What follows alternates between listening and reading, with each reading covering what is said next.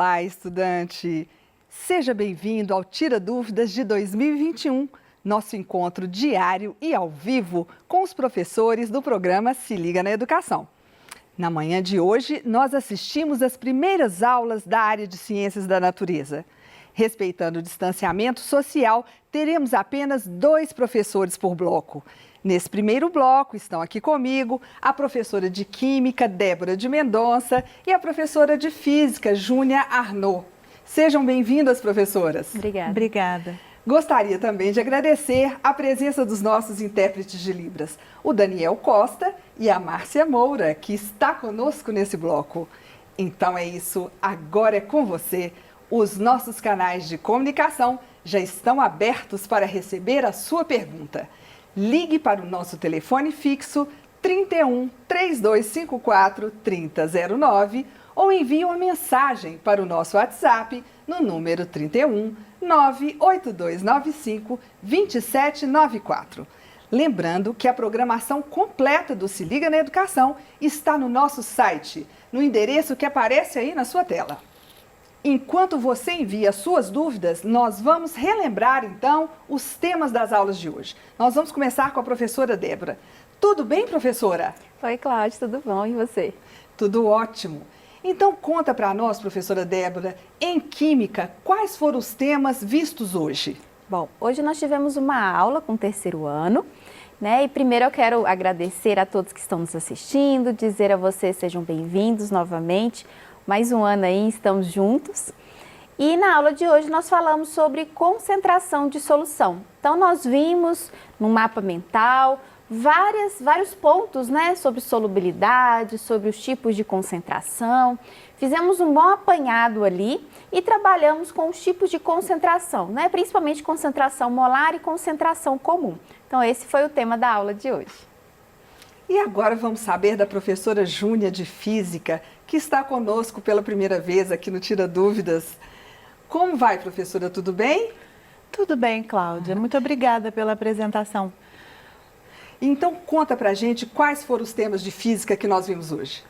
Bom, primeiramente eu gostaria muito de agradecer por poder estar aqui ajudando a todos a conseguirem se passarem por esse momento tão difícil que tem sido essa pandemia para todos nós.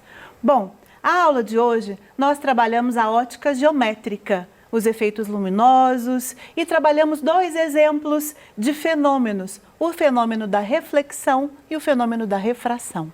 Ah, que ótimo! Então agora que nós já relembramos as aulas da professora Débora e da professora Júnia, nós vamos passar para as perguntas. Vamos lá! 3º ano. O que são corpos luminosos e corpos iluminados, professora Júnia? Bom, corpos luminosos são aqueles que possuem luz própria. Por exemplo, o Sol. O Sol emite luz e nós enxergamos as coisas devido à luz que recebemos dele. Já os corpos iluminados, eles recebem luz e nós só conseguimos enxergá-los porque nós recebemos a luz de uma fonte, por exemplo, como o Sol.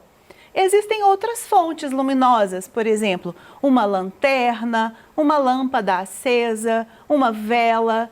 Elas também são fontes de luz, então também podem ser chamados de corpos luminosos, mas somente se estiverem acesos, porque se a lanterna estiver desligada, ela, para ser vista, precisa de uma outra fonte luminosa. Certíssimo, professora. Muito obrigada. Nada. 3º ano. Qual a relação entre densidade e soluções, professora? Esse truque da densidade é muito importante quando formos fazer alguns tipos de cálculo. Então, o que é densidade? Densidade é uma relação entre massa e volume de uma determinada substância. Vimos que isso daí, mais ou menos lá no 1º ano do ensino médio, que esse tipo de propriedade é uma propriedade específica da substância. Imagine que você vai fazer um cálculo percentual de ml de algum soluto que vai ser diluído, que vai ser dissolvido em um solvente, por exemplo, a água. Então, nós temos ali tudo líquido, tanto o meu soluto quanto o meu solvente. Porém, se o exercício não te der esse valor de volume, ele pode te dar o valor em gramas e te fornecer o dado da densidade. Então, a densidade é uma relação onde eu consigo transferir, né, transformar a quantidade em gramas em ml e a quantidade em ml em gramas. E isso vai facilitar a minha conta. Lembrando que quando estamos falando de uma solução entre soluto líquido e o solvente líquido, o volume total da solução é a soma desses dois volumes, tá? E não é muito diferente quando, por exemplo, falamos entre soluto sólido e solvente líquido, que normalmente a gente despreza ali essa quantidade de soluto que é dissolvido ali na minha solução. Então, essa é a função, essa é a grande sacada, né? É o pulo do gato. É usar a densidade para trabalhar esses tipos de cálculo. Ótimo, bem explicado. E agora uma pergunta de física. Terceiro ano, como são os tipos de feixes luminosos? Bom, os feixes luminosos, eles podem ser paralelos, convergentes ou divergentes. Para eles serem paralelos, a fonte luminosa tem que estar a uma distância muito grande do objeto. Por exemplo, o Sol está a 150 milhões de quilômetros da Terra. Quando a Terra recebe os raios solares, ela está tão distante que esses raios chegam praticamente paralelos. A Terra funciona como se fosse tão pequenininha devido a essa enorme distância entre os dois, que os raios chegam praticamente paralelos no nosso planeta. Bom, já os raios convergentes, eles ficam convergentes devido a, por exemplo, passarem por um objeto, pode ser uma lupa, que os faça unirem em um único local. Então, esses raios, eles convergem, se juntam para chegar num único local, devido, por exemplo, à presença dessa lente da lupa. Existem também os raios divergentes, que são ao contrário da lupa, quando eles batem numa superfície, por exemplo, de um espelho, e se espalham. E aí são raios que são divergentes, eles irão se espalhar para o ambiente. Muito obrigada. Terceiro ano, poderia falar sobre o processo de titulação e qual a sua aplicação, professora? Ah, sim. É comum alguns livros didáticos virem falando sobre esse processo de titulação e às vezes fica uma forma muito de laboratório e uma forma muito teórica, os alunos não entendem. Imagine que você precise fazer um controle de qualidade num azeite extra virgem, ou seja, saber exatamente a concentração dos óleos essenciais ali dentro. Ou quem aqui nunca viu essas reportagens quando eles falam sobre a qualidade do leite, a qualidade do queijo? Então, uma das formas de se avaliar, um dos processos que podemos utilizar é a titulação. E essa titulação, ela serve para determinar uma concentração desconhecida com base em uma mistura de soluções, onde eu tenho uma segunda solução com volume conhecido e concentração conhecida. A grande especificidade, né, ali da titulação é que eles precisam reagir entre si. Então, a solução A com a solução B precisam reagir entre si. O exemplo muito comum dos livros didáticos é o ácido e a base. Quando eu tenho uma solução, por exemplo, de ácido acético, né, o nosso vinagre, eu quero saber se a concentração que está ali no rótulo é real, é o que está ali. Então, o que eu faço? Eu faço uma titulação com uma base, onde eu sei a concentração da base, eu sei o volume da base, e eu faço ali a titulação sabendo o volume usado do meu ácido. Então, quando os dois entram em contato, existe então ali uma reação de neutralização. E através de alguns cálculos, eu consigo determinar então a concentração do vinagre. E aí eu vou comparar com o rótulo. Será que a concentração que eu achei é igual a do rótulo? Não é?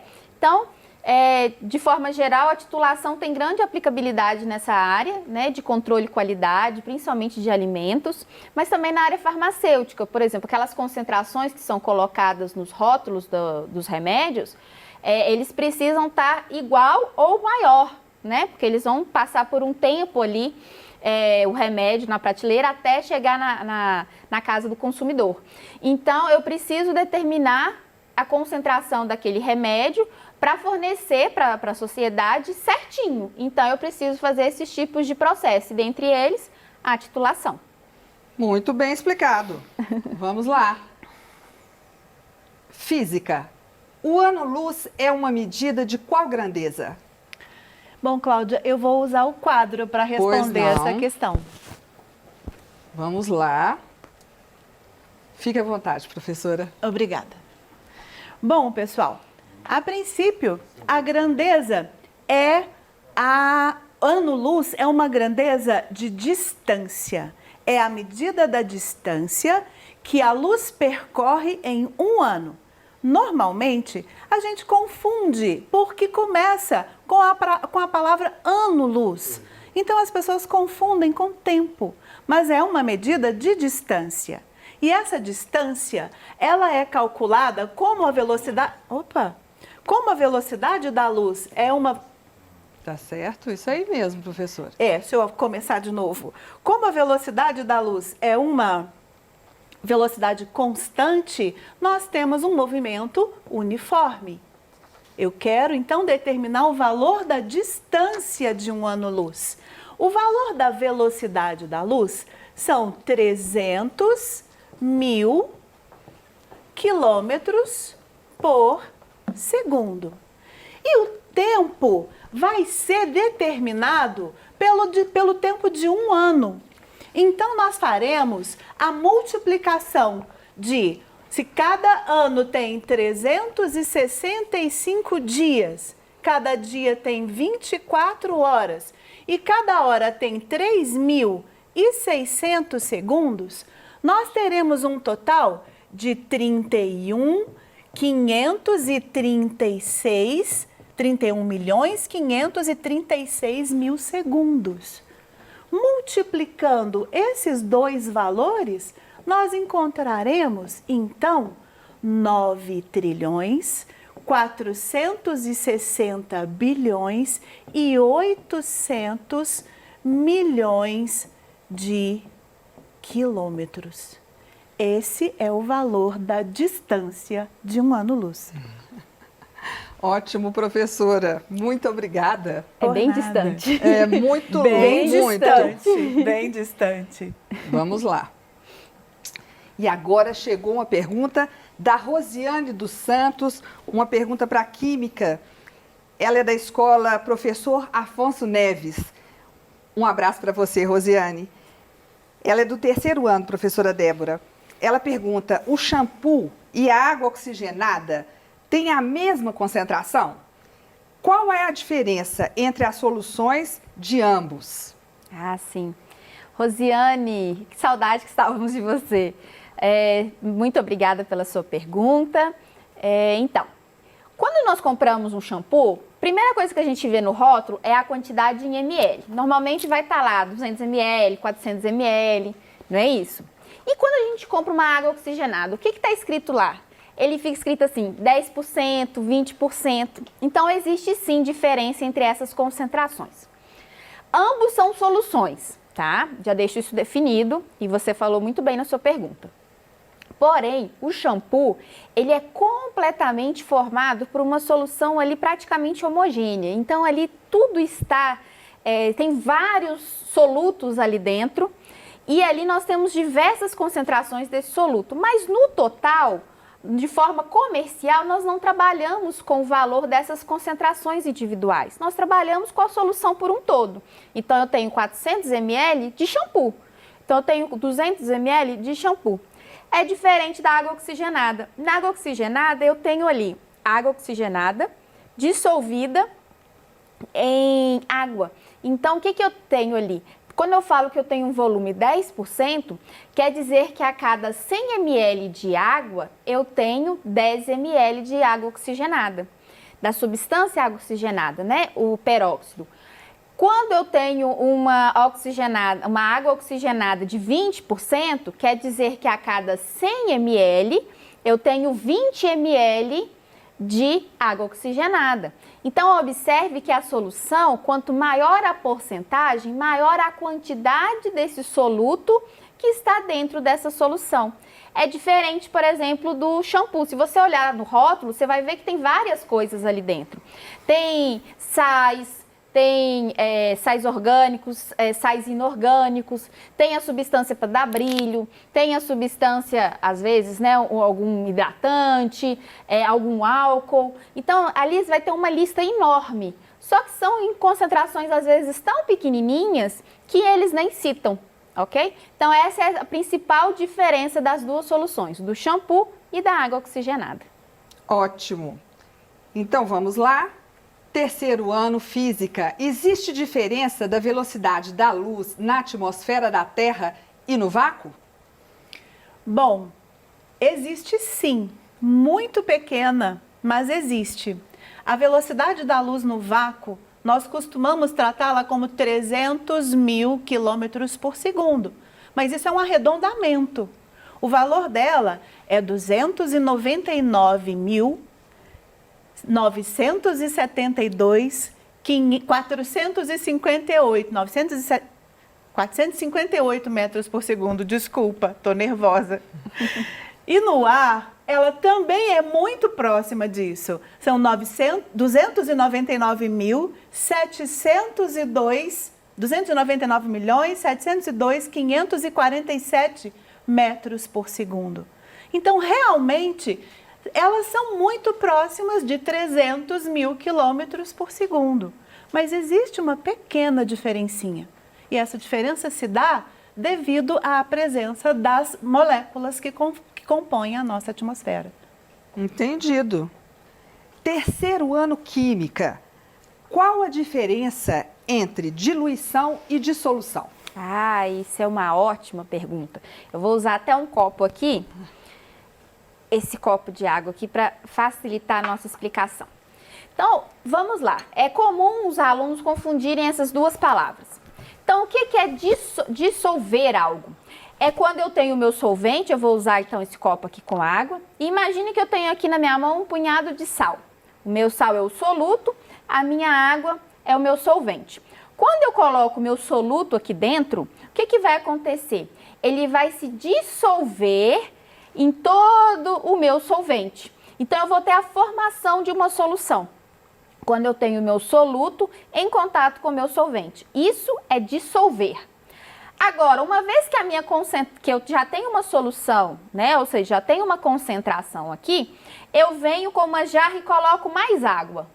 Então, ela já tinha uma concentração específica e eu estou colocando mais água, eu estou diluindo. Então, o processo de diluir é quando já existe uma solução formada e eu estou acrescentando solvente, que é o oposto da concentração. Agora, quando eu estou dissolvendo, é quando eu estou colocando o meu soluto em contato com o meu solvente e dessa forma o meu soluto está se dispersando, está se dissolvendo no meu solvente, ou seja, é a formação de uma solução. Essa é a diferença da definição química dessas duas palavras. Apesar do nosso dia a dia, do nosso cotidiano, usarmos as duas palavras com o mesmo significado ou até mesmo com sinônimos, na ciência elas têm definições bem específicas, que é essa que eu acabei de explicar. Ok. Vamos lá. Física. Como a velocidade da luz pode ser diferente em meios diferentes, professora Júnia? Bom, a velocidade da luz, quando ela vem, por exemplo, vamos tratar a partir do Sol. Quando ela entra na atmosfera, nós acabamos de comentar que ela vai haver, por conta da existência das partículas, uma diferença no valor dessa velocidade. O que quer dizer isso? Cada meio, ele provoca uma alteração na velocidade da luz. A velocidade vai se alterando de acordo com as características do meio. Às vezes mais denso, às vezes líquido, às vezes menos denso, enfim. Não importa se denso, se sólido, ou se líquido, ou se gás, a velocidade da luz ao passar por aquele meio vai realmente sofrer diferenças. E por conta dessas diferenças é que vão haver os desvios na passagem da luz por aqueles meios. Existe, só complementando, eu sou formada também em ultrassom. E esse é o princípio de análise de equipamentos, por exemplo, em refinarias. Como que você quer saber se um equipamento ele está ou não apto a continuar sendo trabalhado? Nós usamos esse princípio que a professora Júnia acabou de explicar para justamente verificar a integridade dos equipamentos, a espessura dos equipamentos, saber se eles vão poder ou não continuar trabalhando. Então, você vê que uma aplicabilidade, né, tão industrial, e eu tive a oportunidade de trabalhar já também, né, em refinarias com esse tipo de processo.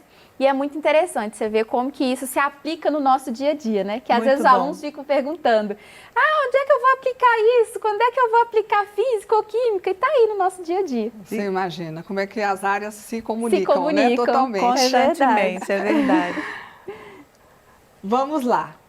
Química, poderia explicar novamente por que o mol do soluto se conserva ao adicionar o solvente na solução, professora? Claro, eu vou usar aí o quadro, Cláudia. Ótimo. Bom, vamos lá. Então, vamos pensar o seguinte, o que é o mol? O mol, na verdade, é uma relação de massa de soluto, certo? Então, vamos pensar o seguinte, eu tenho aqui uma solução e eu vou representar o meu soluto por quantidades de bolinhas, tá bom? Então, vamos lá, ó. 1, 2, 3, 4, 5, 6. Então, essa é a minha quantidade de soluto, 6 bolinhas, beleza. Agora, eu vou acrescentar aqui solvente, vou colocar mais água. Ok, vou aumentar, então, o volume dessa minha solução. No entanto, eu alterei ou mexi no meu soluto? Não, eu vou continuar tendo aqui 6 bolinhas. 1, 2, 3, 4, 5, 6.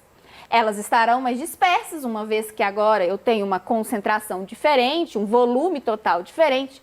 No entanto, a massa que estava aqui é exatamente a massa que está aqui.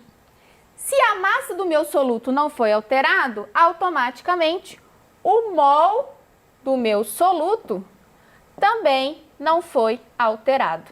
Então, por isso que a quantidade de mols de soluto se conserva. Ok? Ótimo, professora. Obrigada. Muito obrigada.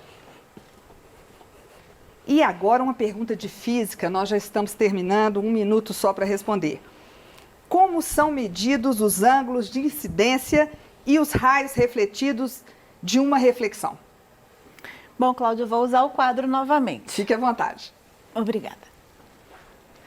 Bom, os raios refletidos os raios incidentes e refletidos em um ângulo, em um espelho, eles, assim que eles batem no espelho, deixa eu começar de novo aqui. Ao fazermos a superfície de contato, essa superfície pode ser qualquer tipo de superfície. O que acontece é que quando nós pegamos um ângulo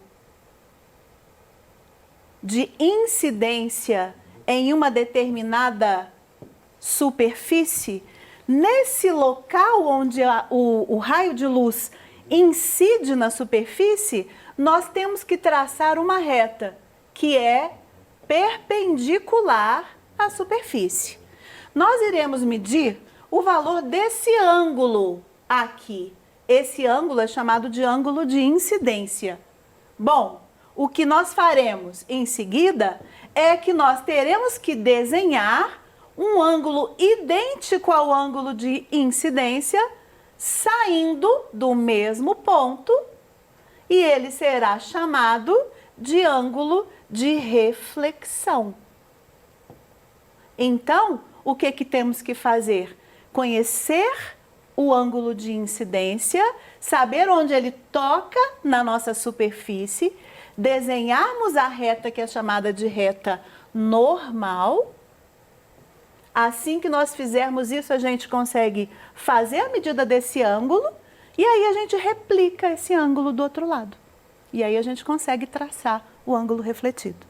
Muito obrigada, professora Júnia, porque chegou a hora de fazer aquele pequeno intervalo. Aproveite e participe do Tira Dúvidas de Ciências da Natureza, que no próximo bloco contará com a participação da professora Marisa Araújo, de Biologia, e da professora Isabela Moreira, de Ciências. Eu agradeço a presença da professora Débora e da professora Júnia. E você, estudante, continue mandando as suas dúvidas para o nosso telefone fixo ou envie uma mensagem para o nosso WhatsApp. Estamos esperando a sua participação. Até já!